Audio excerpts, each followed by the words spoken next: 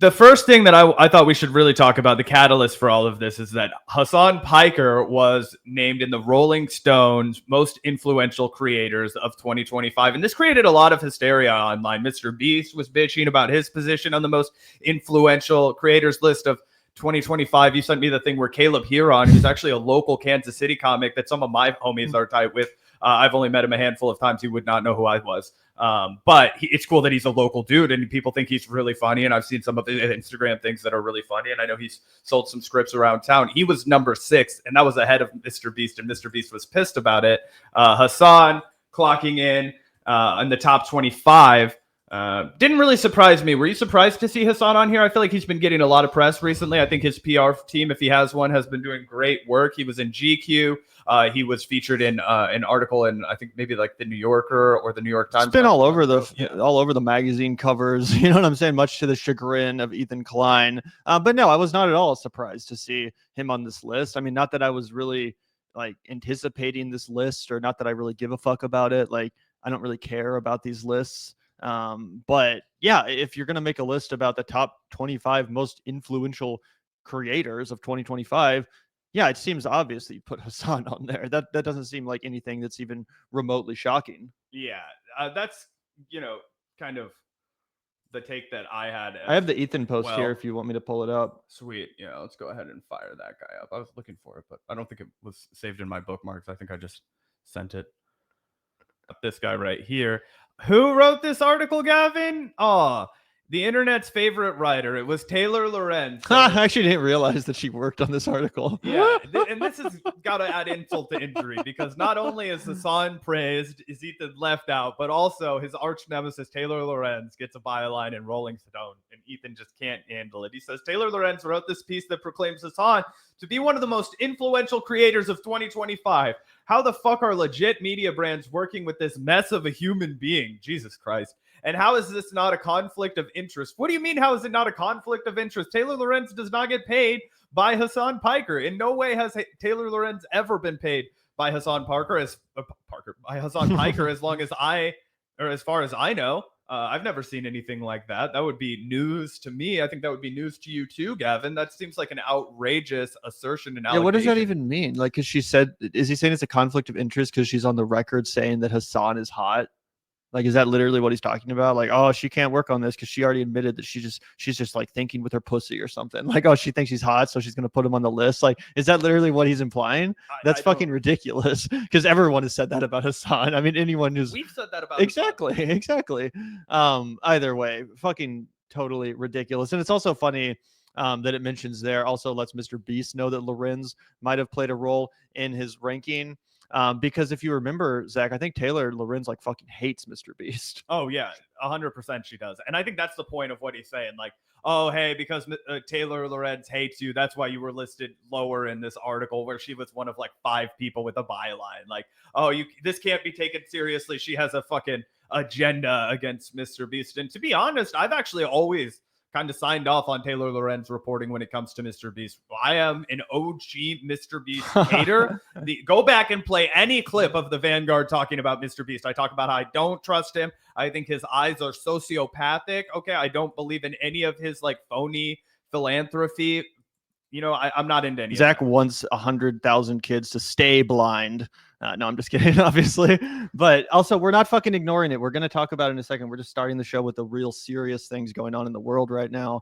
We'll get to that in a second. Gosh, but why do you guys always want us to talk about drama? But also, Zach, we mentioned MrBeast, the Beast himself. Here's a better view of this tweet of him coping, and he deleted this one pretty quickly because he immediately started getting roasted for it, and people were like, are you fucking kidding me? Like, you're so petty, you have all these subscribers and all this money, and you're still like tweeting about this random dude. You're like singling out this person. According to this list, a guy with 1 million followers is more influential than me. What did I do to piss off the Rolling Stones? And again, the list is about influential content creators, not who has the most subscriber count.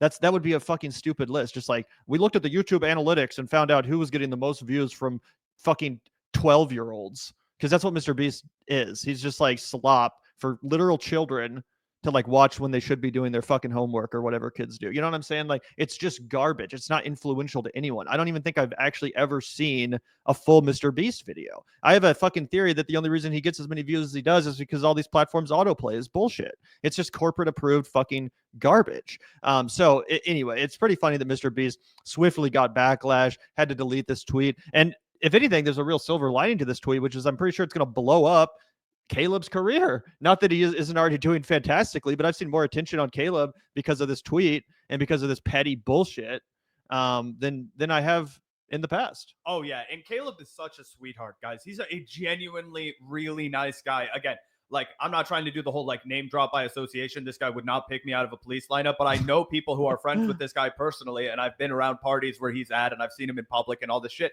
He does really good work in the community. He fundraises for KC Tenants. He did an entire set, and he does it every single year with Snail Mail, which is an indie band that people might know of. They play a local show in Kansas City, and they give all the money to KC Tenants, and it's super valuable. And he's a really sharp guy. He's also just a kind person, and yeah, he is way more influential than MrBeast because he's not reaching amorphous 12-year-olds. People who like Caleb love Caleb. Caleb tours stand-up all over the fucking country. Caleb sold a script, I'm pretty sure, to the Wachowski sisters. Okay, Caleb is very successful, way more successful than I think a lot of people would figure from him because he has his podcasting. Didn't he write some of that show on Netflix, the one about the kids? Oh, the Big Mouth? Yeah. Yeah, I believe that's how he kind of got his foot in the door with Netflix as a screenwriter. His stand-up career blew up. Jesus, I can't talk today because I'm like, a little bit frazzled, I guess. But anyway, he blew up out of control. This is a guy that went to Northwest Missouri State. This is a hometown guy. This is a guy that we can believe in here over at the Vanguard, okay? Because he didn't come from the Brooklyn podcast scene, okay? This guy didn't grow up in Williamsburg with intellectual parents, okay? He was from Missouri. He's just a nice guy who's funny as hell. And yeah, he has an audience of people that really love him. Yep, 100%. And yeah, again, even if you could technically, theoretically say, oh, this person's more influential because they've reached more people, like that wouldn't be a well-written, interesting list. The point of a list like that is for it to actually have a perspective where they're making interesting analysis. That's kind of what I was saying about Ed Germentum the other day. It was like, it wouldn't really be your analysis if you just came out here and said, number 1, Gavin Newsom, number 2, Kamala Harris, based on the betting markets, right? Even though you could theoretically say, like, what do you mean? You disagree with that? That's the, like, whatever, the polls. In the same way, yeah, this list, it's like the writers of the list bringing their own perspective and analysis to the table as far as who's actually influencing people. And sometimes the people that have the most influence don't have the biggest audience. They're influencing a smaller amount of people, but a more important group of people. The people that are actually creatives, the people that are actually making content. Again, not just a bunch of 11-year-olds watching slop on their fucking mom's iPhone while she's, in the line at the grocery store. Oh yeah, it reminds me of the Velvet Underground quote where it's like 10,000 people bought the Velvet Underground's first record, and every single one of them started a rock and roll band, and it was like they became the most influential band pretty much of all American rock history because that first album meant so much to people who would then go on and do things in the music industry that were, so influenced and inspired by Lou Reed and what was happening in the Velvet Underground at that time. Yep. 100%. Yeah, 100%. Either way, I guess we can move on from the Ethan Klein never-ending drama. I'm excited to stop covering that. Yeah, honestly, I'm ready for Ethan Klein to become irrelevant. We're well on our way, Chad. It was funny. I actually saw Edinger Mentum complaining about this. He was like, I don't understand why all these upstart content creators only want to talk about Ethan Klein and Hasan Piker. I was like, oh, well, that's funny because you were just on our show yesterday, and that is a... Wait, who said that? Oh, Edinger Mentum. He was tweeting about that yesterday, which I just thought was funny timing. He was like, all these upstart lefty shows just want to talk about Hasan Piker and Ethan Klein. It's so boring. That guy's like... It is boring. I'll be the first to admit it. Maybe we can just throw that, segment in the garbage. Or not that segment, but that, that whole fucking drama, because it is getting just exhausting. Oh yeah, he says every single one of these policies would have been prevented by a Kamala presidency. You love complaining about Trump, but where the fuck were you when you could have done something about it? And this is in response to a totally innocuous tweet from Hasan where he's recognizing how bad the situation is under Donald Trump as Donald Trump continues to try and take over the streets of every blue and majority black population, Democrat-controlled city in America. He says everywhere around you things are deteriorating in real time, and most people are sleepwalking through it all, worried about the Cracker Barrel logo change as the Trump administration is knee-deep in the waters of fascism, Holocaust in Gaza, kidnappings by ICE, domestic military occupation. And it just, here comes Ethan Klein. He's determined to make every single thing about himself. And you know that the pretext for this is that he's upset that Hasan was listed in the most influential content creators of Rolling Stone magazine and not Ethan Klein and not H3 Productions. Yep. Also, I don't even really understand this whole line from Ethan Klein, Zac, because I constantly see people bitching about how Hasan is actually just a vote blue no matter who liberal, right? Like, he pretends to be radical, he pretends to be pro-Palestine, but at the end of the day, he supports the Democrats, even Kamala, right? I see that constantly from people that claim to be to the left of Hasan. So it seems like to me his only sin is that he platformed people who did encourage others to not vote for Kamala. Like, for example, Mike from PA, who apparently came on his live show the day of the election and urged everyone on that was watching to vote for the PSL candidate or something like that. So some people have an issue with that because he was fraternizing with Green Party people and PSL people and third party advocates. But Hasan himself, I mean, he was at the DNC. He was definitely voicing his grievances with the Kamala campaign and their refusal to actually fucking platform any Palestinian speakers. But at the end of the day, I'm pretty sure he still said, yeah, Kamala is better than Trump. Vote for Kamala. Oh, 100% he did. The thing that Ethan is all pissed off about is that Hasan was relatively honest when it came to Kamala Harris's position on Israel, right?